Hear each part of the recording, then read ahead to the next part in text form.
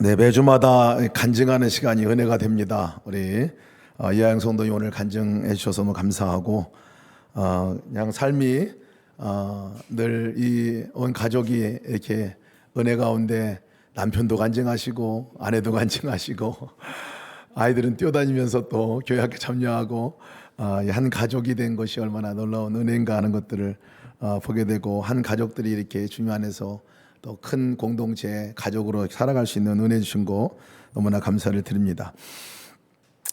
저는 결혼 기념일을 지킬 때마다 결혼 기념일을 가족 생일로 이렇게 정해놓고 지킵니다. 왜냐하면 두 사람이 만난 만남 또 계약을 맺고 하나님과 함께 한 가족을 이룬 그것이 가족의 탄생이기 때문에 그렇습니다. 제가 실제 연애하면서 이렇게 가족의 출발이 된 계기가 있었는데 그것이 제가 우리 형님에게 저의 결혼 여부를 물을 때 그때부터였던 거라 생각이 듭니다. 아주 명언을 남기셨어요.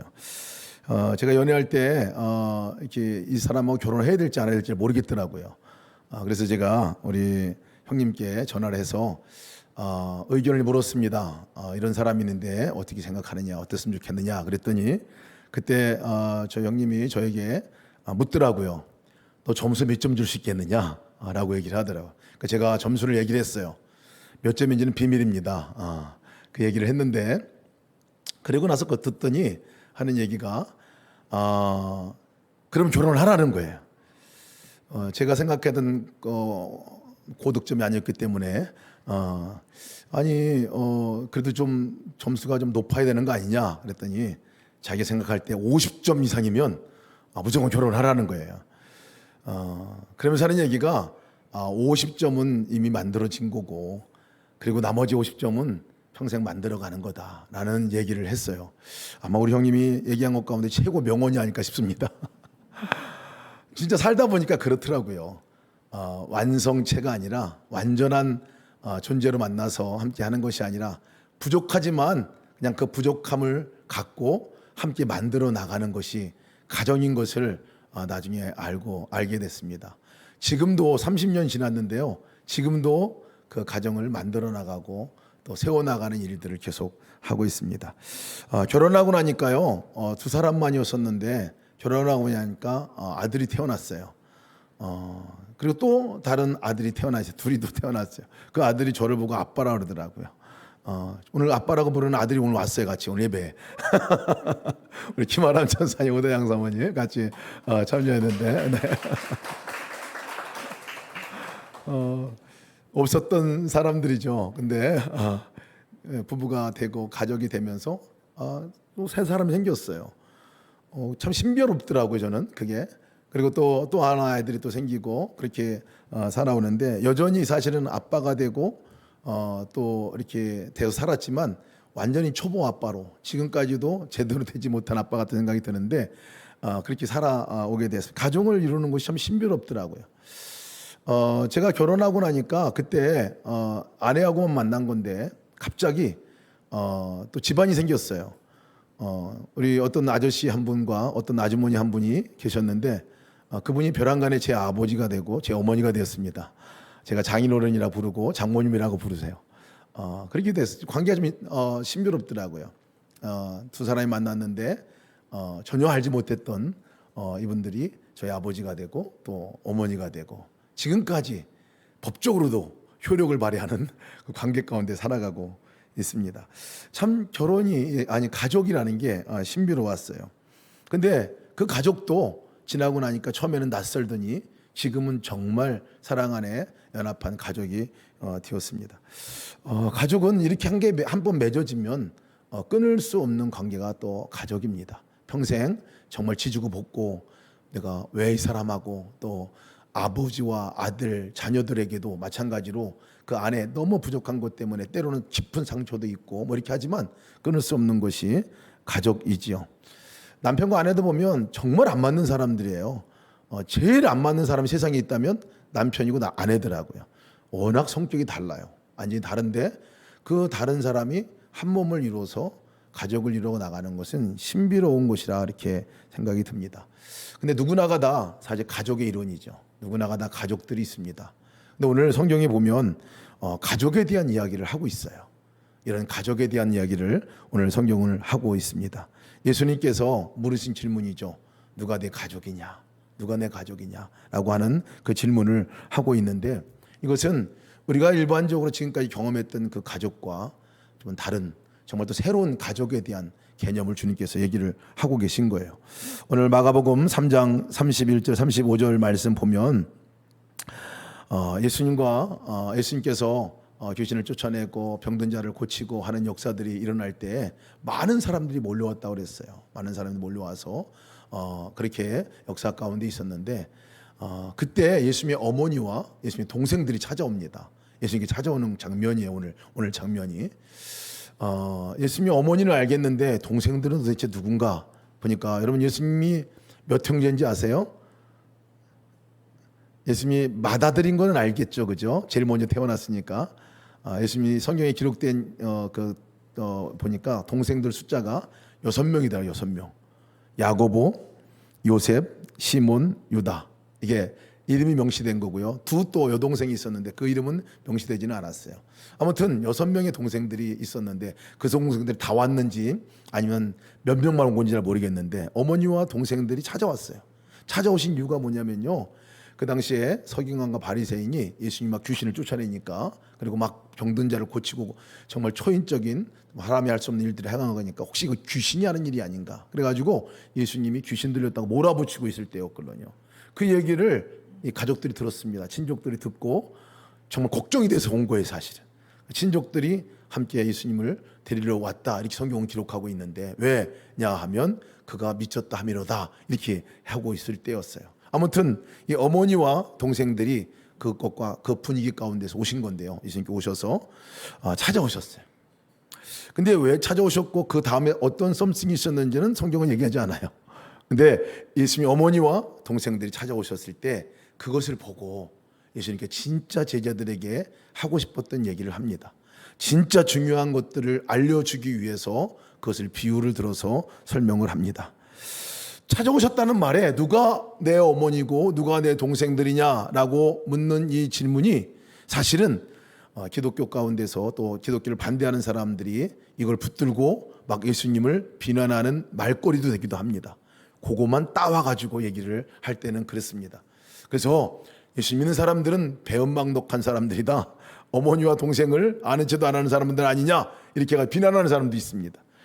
우리나라 처음에 제사가 우리가 들어왔을 때 유교의 제사를 드리지 않으려고 할 때, 그것이 우상숭배이기 때문에 제사를 드리지 않는다고 할 때 그것을 빗대어서 이렇게 얘기했습니다. 성경에 그렇게 얘기한 거 보니까 정말 예수 믿는 사람들은 부모를 또 형제들을 그렇게 귀하게 여기지 않는 사람들 같다, 이렇게 막 비난하는 말로 쓰여지기도 합니다. 근데 그렇지 않죠. 정말 우리 말씀 안에 보면 성경의 10계명 안에 가장 중심된 계명은 사실은 하나님의 사랑과 이웃 사랑인데, 그 딱 중심에 중간에 네 부모를 공경하라 하는 말씀이 있어요. 부모를 공경하라는 말씀은 부모를 최우선으로 생각해라 라는 그런 말이거든요. 이것이 사실은 기독교죠. 이것이 또 주님이 가르쳐 주신 말씀이죠. 그리고 디모데전서의 말씀들 보면 때 누구든지 자기 집의 친족, 특히 자기 가족들을 돌보지 아니하면 믿음을 배반한 자요 불신자보다 더 악한 자니라 라고 얘기를 하시는 말씀이 주님께서 하셨던 말씀이기도 합니다. 그런 거 본데 왜 이런 주님께서 그런 말씀을 하셨나 보면 정말 하시고 싶은 말이 있기 때문에 그런 거예요. 그 말은 뭐였냐면 어머니와 어머니와 동생들이 온 걸 보고 정말 영적인 가족이 누군지에 대해서 설명을 해주기를 원하셨던 것입니다. 누가 내 가족이냐, 누가 내 어머니고 동생들이냐 라고 하는 그 얘기의 배경은요, 이런 얘기입니다. 여기 내 어머니와 내 형제들이 있습니다. 정말 가장 가까운 관계고 혈육인 가족들이 나를 찾아왔는데, 가장 인생 가운데 가장 중요한 뗄래야 뗄 수 없는 나의 가족들이 여기에 왔습니다. 육적으로 맺은 관계에 있는 가족이 왔는데, 내가 오늘 진짜 얘기하고 싶은 것은 진짜 우리가 새로운 가족이 있다는 것을 얘기해 주고 싶습니다라는 것이 주님의 말씀입니다. 그러면서 하신 말씀이 누구든지 주의 뜻대로, 하나님의 뜻대로 행하는 사람이 나의 형제요 자매요 어머니다라고 그렇게 얘기를 하고 있는 거예요. 사실 이 말씀은요, 이런 교회의 탄생을 예고하는 내용입니다. 정말 영적으로 새로운 가족에 관한 탄생을 예고하는 내용이고 예언한 말씀입니다. 육적인 관계와 같이 정말 그 관계뿐만 아니라 너희가 눈을 떠서 보아야 할 것이 있는데 진짜 영적인 가족이 있다는 거예요. 그 영적인 가족은 누가 영적인 가족이냐면요, 하나님의 뜻대로 행하는 사람들이 영적인 가족이다라고 얘기를 하고 있어요. 배경은 그렇습니다. 하나님을 아버지라 부를 수 있는 사람들, 하나님의 자녀가 된 사람들이 바로 함께 모일 때 그것을 우리는 영적인 가족이다라고 얘기를 하는 거예요. 예수님이 진짜 가르쳐주고 싶고자 하신 것이 그 내용입니다. 육적인 가족도 있지만 정말 더 소중한 가족이 있는데 그것은 하나님을 아버지라 부르는 우리 모두가 한 가족이 되었다라는 것을 말씀해 주고 있는 거죠. 하나님 뜻대로 행하는 사람이 하나님의 자녀다, 하나님의 가족이다라고 얘기를 하는 배경은 그렇습니다. 여러분, 하나님의 뜻이 뭐예요? 가장 강력한 하나님의 뜻은 단 하나라고 볼 수 있어요. 우리가 소속이 바뀌어지는 일을 하는 것이 하나님의 뜻이에요. 그 소속이 뭡니까? 이전에는 사실 우리가 누구의 가족이었냐면요, 영적으로 보면 사단의 가족이었어요. 사단의 종이라고 말하고 노예라고 말하고 그리고 사단의 자식이라고 말합니다. 그것이 영적인 전 주소였어요. 그런데 그 가운데 살았던 우리가 예수 그리스도를 믿음으로 말미암아 하나님의 자녀가 되고 하나님을 아버지라 부르게 되었는데 이것이 하나님의 강력한 뜻인 거예요. 가장 첫 번째 뜻인 거예요. 그 뜻 가운데 나오는 사람들이 하나님의 가족이 됐다라고 얘기를 하고 있는 거예요. 여러분, 어떻게 우리가 하나님의 자녀가 됐습니까? 어떻게 하나님을 아버지라 부를 수 있습니까? 그것이 어디에서 이루어졌습니까? 그것은 십자가에서 이루어진 사건이죠. 십자가에서 정말 예수님이 나의 죄값을 대신 지불하시고 데텔레스타이 돌아가시면서 마지막 하셨던 말씀은 다 이루었다라고 말씀하셨거든요. 죄값을 다 지불했다라는 얘기예요. 더 이상 지불할 죄값이 없다. 이제 내 생명과 맞바꿔서 너를 내가 이제 사단의 자신으로부터 샀다라는 그런 얘기입니다. 생명과 맞바꿔서 우리를 어디에 반열로 올려놓은 거냐면요, 예수님의 그 자리로 우리를 끌어놓으신 것이죠. 하나님의 아들이신 예수님의 자리로 우리와 맞바꿔 놓으신 것이 십자가 위에서 행해 놓으신 일이에요. 그러니까 정말 우리가 오늘 이 자리에 있는 이유는요, 예수님의 생명과 맞바꿔서 바로 예수님의 그 자리로 우리를 불러주신 놀라운 일 때문에 여기에 있게 된 것이죠. 그것이 십자가에서 행하셨던 일입니다. 영접하는 자, 곧 그 이름을 믿는 자들에게는 하나님의 자녀가 되는 권세를 주셨느니라 라고 말씀하셨어요. 다른 말로 말하면 우리가 하나님의 가족이 됐다는 얘기예요. 다른 말로 말하면 하나님을 아버지라 부른다는 그 의미는 바로 내가 하나님의 가족이 됐다는 거예요. 하나님과 한 식구가 됐다는 얘기예요. 하나님의 아들 예수 그리스도를 내가 뭐라고 부를까? 여러분, 형제들을 만날 때 우리는 뭐라고 부릅니까? 제가 여기에 우리 김재기 권사님 오늘 오셨는데 권사 환영합니다. 오늘 속해서 방문하시고 함께 이렇게 예배드리는 너무 반갑습니다. 오셨는데요, 제가 부를 때 뭐 권사님이라고 부르기도 하지만 가족에서 부를 때는 형님 이렇게 불러요. 그죠? 형님이죠. 나이가 많으시면 형님이라고 부르고 오빠라고 부르고 누나라고 부르는데요, 여러분, 우리가 예수님의 가족이 됐다는 것은요, 예수님을 우리가 뭐라고 부를 수 있는 사람이 되는 거냐면요, 예수님이 저에게 형님이 되는 거예요. 우리 여자 성도님들에게는 오빠예요. 오빠. 네, 오빠. 여러분, 그런 부키 불러본 적이 있으신가요? 저도 예수님을 형님이라고 불러본 적이 별로 없어요. 근데 말씀 준비하다 보니까요, 예수님 내 형님이네 생각이 들어요. 여러분들, 오빠예요. 오빠. 그것이 가족이라는 거예요. 내가 하나님의 가족이 됐다는 거예요. 하나님의 가족이 됐다는 거예요. 왜? 하나님이 내 아버지면 동일하게 예수님도 하나님을 아빠라 불렀거든요. 아버지라고 불렀거든요. 그 자리에 동일하게 내가 서 있는 거예요. 그러니까 하늘 가족이 된 거죠. 하나님의 가족이 된 거죠. 우리가 죽어서 천국 갈 수 있는 이유가 뭡니까? 하나님의 가족이 됐기 때문에 그런 거예요. 하나님의 아들이요 딸이 됐기 때문에 그런 거예요. 가면 정말 형님이라고 부르고 언니라고 부르고 누나라고 부르고 이렇게 할 사람들이 너무 많죠. 그것은 멀리서 찾아볼 것이 아닙니다. 우리도 오늘 이 자리에 모였어요. 이 자리에 모여 있는데요, 우리가 한 가족이라고 말합니다. 예수를 믿는다는 것은 한 가족이 된다는 것을 말합니다. 어디서? 십자가 위에 산 가족이 된 거예요. 예수님 안에서 한 가족이 된 거예요. 이것을 정확하게 여러분 오늘 말씀에서 보여주는 것이 하나 있는데요, 요한복음 19장 25절에서 27절 말씀 보면 이 십자가 위에서 예수님께서 행하실 때 이 가족에 대해서 설명을 하고 싶었던 것 같아요. 그래서 이 예수님께 십자가 위에서 또 하나의 질문을 합니다. 누구에게 질문하냐면, 제가 읽어드릴게요. 잘 보세요. 예수의 십자가 곁에는 그 어머니와 이모와 글로바의 아내 마리아와 막달라 마리아가 있는지라 예수께서 자기의 어머니와 사랑하시는 제자가 곁에 서 있는 것을 보시고 자기 어머니께 말씀하시되 여자여 보소서 아들이니이다 하시고 또 그 제자에게 이르시되 보라 내 어머니니라 하신데 그때부터 그 제자가 자기 집에 모시니라. 이게 무슨 말이냐면요, 예수님께서 십자가 위에 있을 때 예수님 어머니를 보시고 얘기했어요. 어머니 보세요, 아들입니다 라고 얘기했어요. 근데 사실 이 말씀은요, 예수님이 어머니에게 내가 당신의 아들입니다 이렇게 얘기한 게 아니에요. 예수님의 어머니 마리아가 거기 계시고 그 옆에 누가 있었냐면 요한이 있었어요. 사랑하는 제 요한이 있었어요. 그 요한을 일컬어서 어머니 보세요, 지금 여기 이 요한이 아들이에요. 아들이 여기 있습니다 라고 얘기를 하는 거예요. 아들입니다 라고 이렇게 얘기합니다. 그리고 요한에게 또 말합니다. 요한에게 말합니다. 요한아 봐라 네 어머니다 라고 얘기합니다. 여러분 이 얘기는 사실은 우리가 쉽게 지나갈 수 있는 얘기일지 모르겠지만은 지금 생각하면 이게 잘 안 맞는 얘기예요. 혈육이 아니에요. 요한과 이 마리아는, 예수님 어머니 마리아는 피가 섞이지 않은 사람이에요. 근데 예수님께서 십자가 위에서 그렇게 얘기합니다.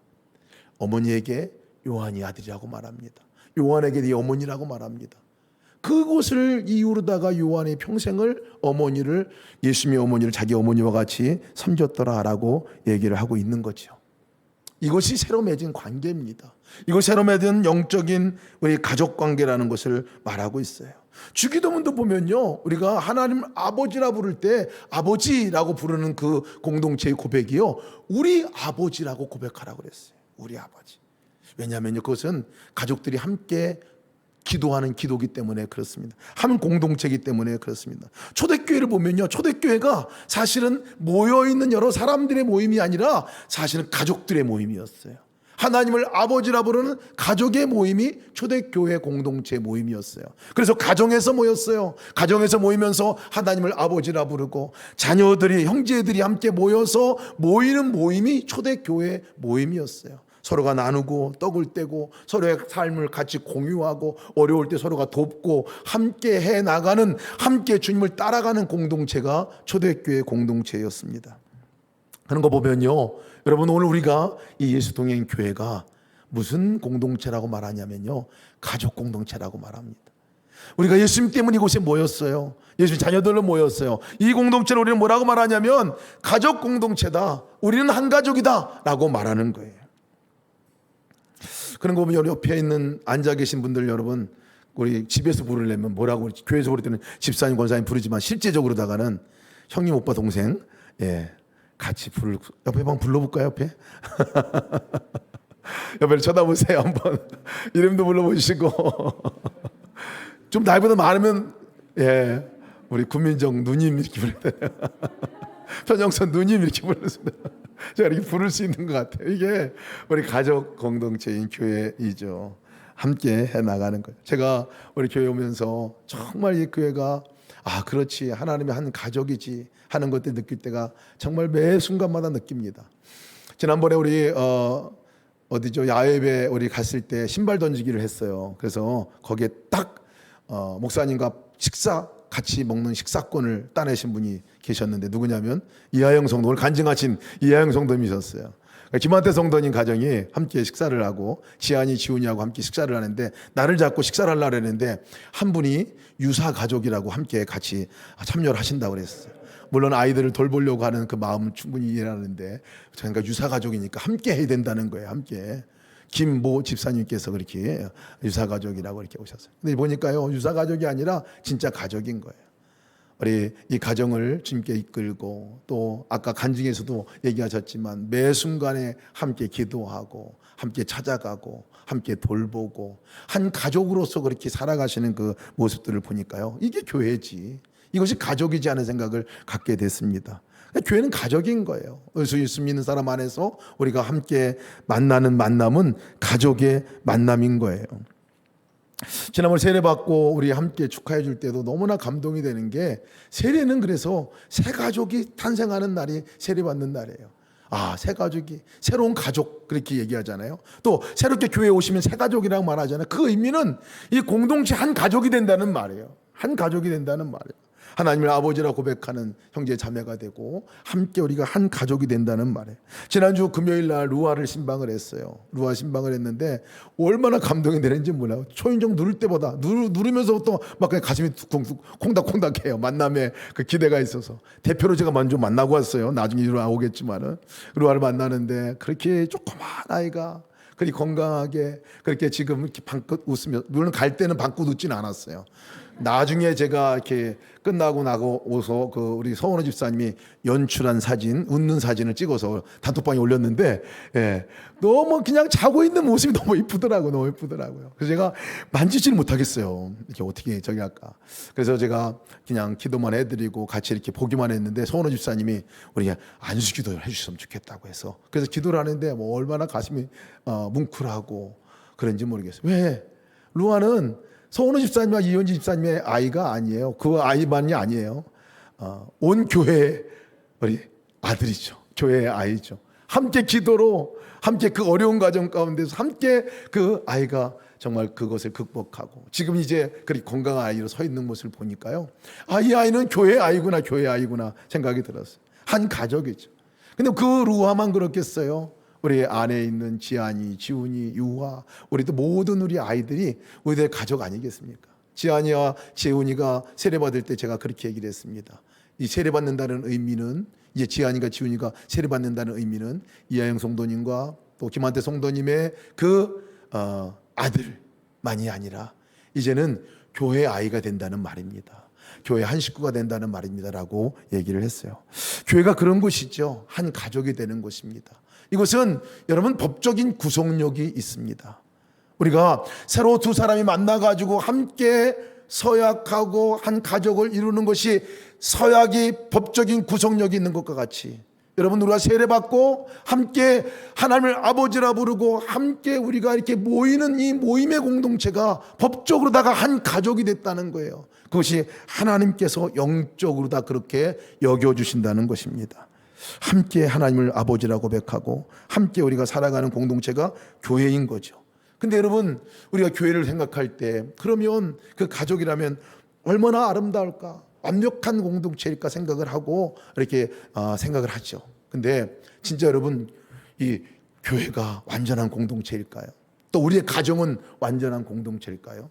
많은 사람들이요, 완전한 공동체를 찾아다닙니다. 완벽한 사랑의 공동체를 찾아다니는 분들이 많아요. 그래서 교회를 방황하는 분들이 많아요. 이 교회 갔다 저희 교회 갔다 많이 다니고 그러시는데, 여러분 진짜 보면요, 이 땅에 완벽한 공동체가 없는 걸 보게 돼요.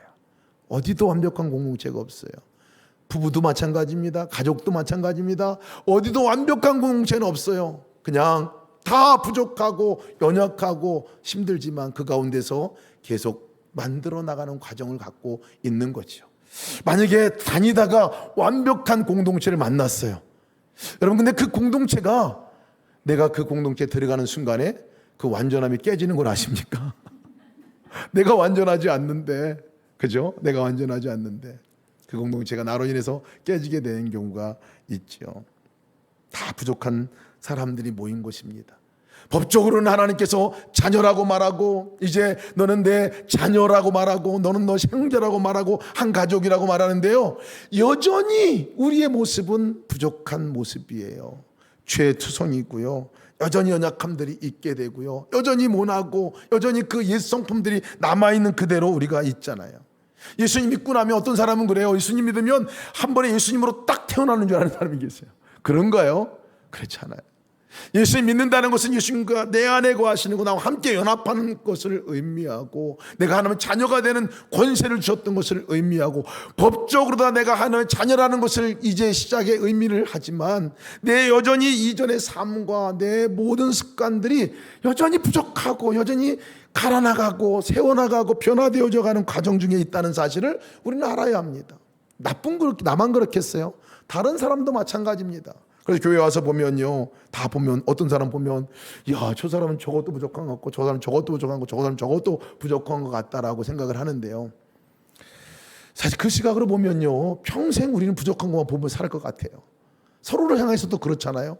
그런데 주님 안에서 우리가 보면, 그렇기 때문에 저 사람이 교회가 필요한 거고, 그렇기 때문에 저 사람의 가족이 필요한 거고, 그렇기 때문에 저 사람을 가족 안에 함께 한 공동체로 묶어준 거구나 하고 생각을 해야 되는 거예요.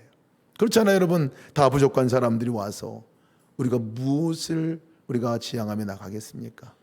하나님을 바라보고 그 하나님을 본받는 삶으로 나가고, 하나님의 뜻이 내 삶 가운데 이루어지도록 함께 공동된 목적을 갖고 나가다 보면, 그리고 서로를 끌어주고 당겨주다 보면 어느 순간인가 그 공동체가 사랑에 깊이 들어가는 공동체가 되고, 어느 순간인가 그렇게 바뀌지 않을 것 같은 내가 바뀌어지고, 어느 순간인가 다른 사람이 예수님을 닮아가는 모습을 얼굴 속에서 보게 되는 것들을 우리가 경험하잖아요.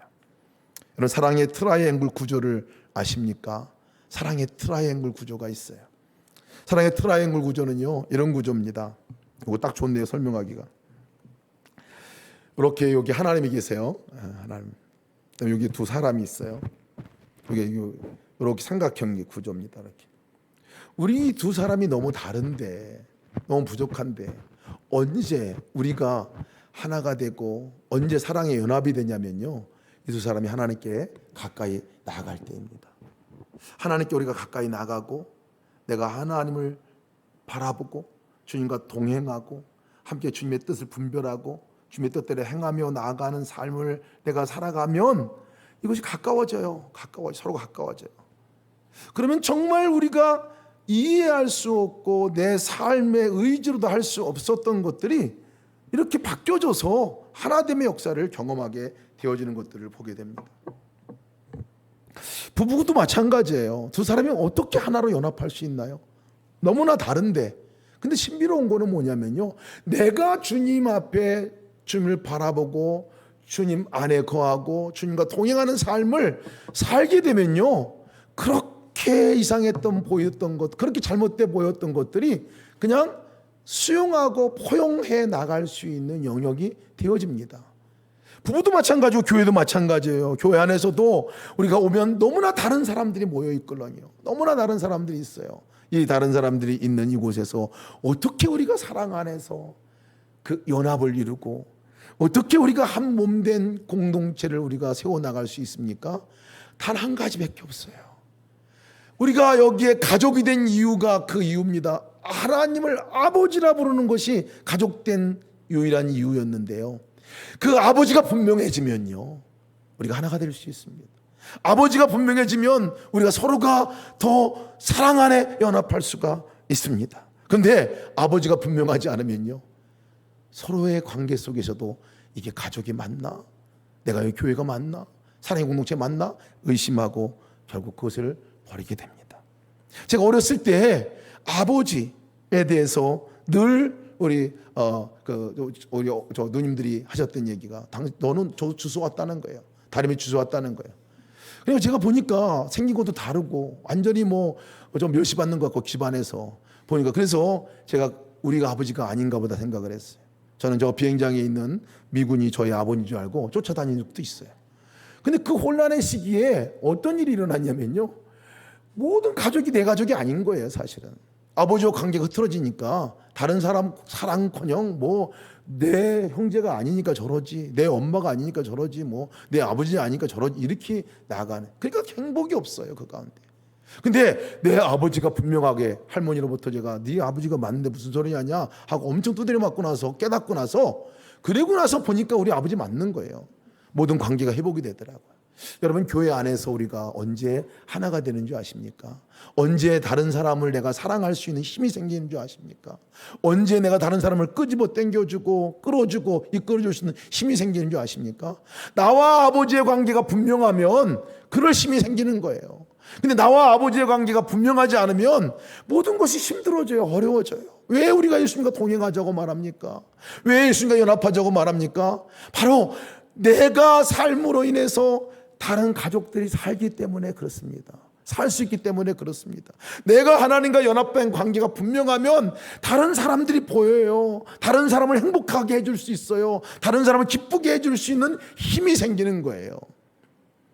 주님과 연합하는 여러분 되시길 주님의 이름으로 축복합니다. 오늘도 그래서 하나님께서 말씀하신 것이 가족이 뭐냐? 말씀을 듣고 행하는 사람들이 가족이라는 거예요.